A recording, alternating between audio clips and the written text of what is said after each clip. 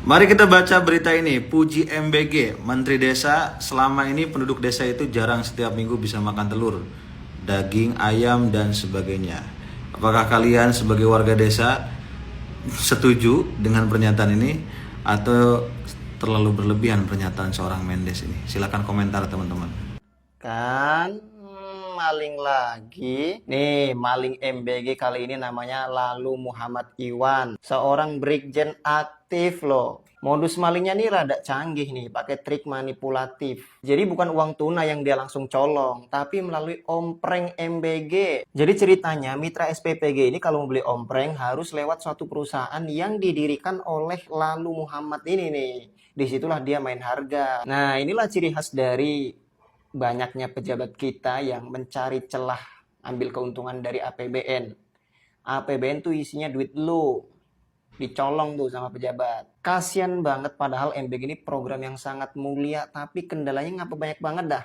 Pak Menteri, semenjak ada MBG, anak-anak yang di kampung bisa merasakan gimana rasanya telur dan daging.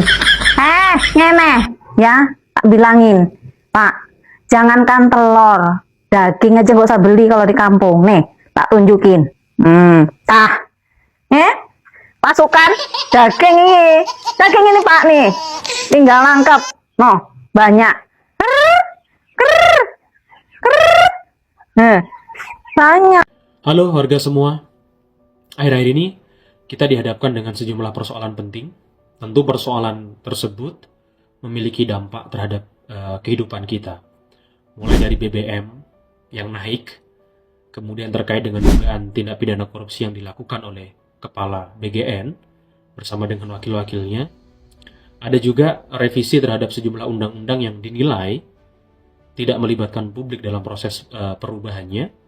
Dan kita juga tidak boleh melupakan masih ada kriminalisasi yang dilakukan terhadap aktivis dan masyarakat sipil. Masyarakat memberikan respon terhadap masalah-masalah itu dengan berbagai macam cara, mulai dari berkomentar di media sosial, begitu ya, menyampaikan sikap gitu di media sosial, sampai dengan melakukan aksi demonstrasi yang juga dilakukan saat ini oleh elemen masyarakat sipil, yakni teman-teman mahasiswa. Problemnya adalah demonstrasi selalu diidentikan sebagai sesuatu tindakan yang tidak berguna gitu ya, dan mengarah pada tindakan yang negatif begitu, karena demonstrasi ya ada kerusuhan di sana, demonstrasi ya ada pengerusakan di sana. Apakah demikian? Apakah boleh di dalam negara hukum itu demonstrasi? Tentu kita harus melihat ya bahwa Indonesia sebagai negara hukum memiliki dasar di dalam menjalankan pemerintahannya begitu. Di dalam konstitusi kita, terutama di pasal 28E ayat 3, di situ diatur bahwa negara wajib melindungi ya kebebasan berserikat, berkumpul, dan menyatakan pendapat. Artinya apa? Bahwa menyatakan pendapat itu sebagai sebuah hak yang harus dilindungi oleh negara. Ada juga Undang-Undang Nomor 9 tahun 1998 tentang kebebasan menyatakan pendapat di muka umum, yang kemudian mendefinisikan demonstrasi itu sebagai suatu kegiatan yang dilakukan oleh seorang atau lebih begitu untuk menyampaikan gagasan, ide gitu ya, secara lisan ataupun tulisan atau bentuk-bentuk lain begitu ya, secara demonstratif di muka umum. Ini yang kemudian menegaskan bahwa sebenarnya dalam konteks hukum, dalam konteks hak asasi manusia, bahwa aksi demonstrasi itu dilindungi oleh negara. Artinya negara tidak boleh melarang terhadap kegiatan demonstrasi itu. Nah, cuman memang ada aturannya gitu ya.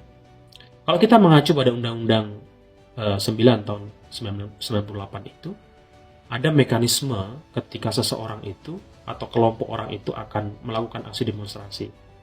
Salah satunya adalah ya dengan memberikan atau menyampaikan pemberitahuan kepada kepolisian begitu ya, bahwa akan diselenggarakannya demonstrasi.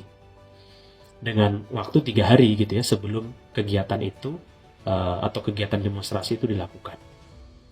Nah, dalam posisi ini kepolisian bukan dalam konteks memberikan izin sebenarnya atau tidak memberikan izin, tapi ketika pemberitahuan itu sudah dilakukan atau sudah disampaikan kepada aparat kepolisian, maka aparat kepolisian akan menyiapkan segala sesuatunya untuk menjamin, untuk melindungi agar aksi demonstrasi itu berjalan dengan lancar, begitu ya. Tidak ada provokasi, tidak ada pengerusakan, tidak ada kerusuhan, begitu. Nah, ini yang penting untuk dipahami.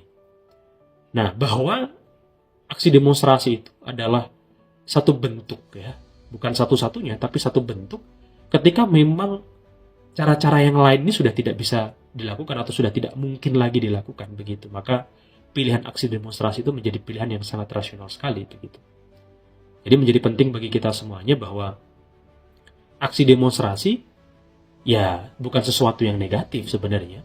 Aksi demonstrasi bukan sesuatu yang tidak berguna, sangat berguna sekali untuk mendesak gitu ya, untuk mengingatkan pemerintah, untuk mengingatkan DPR kalau saja memang mereka itu melakukan tindakan-tindakan yang tidak sejalan dengan apa yang kita harapkan bersama, begitu.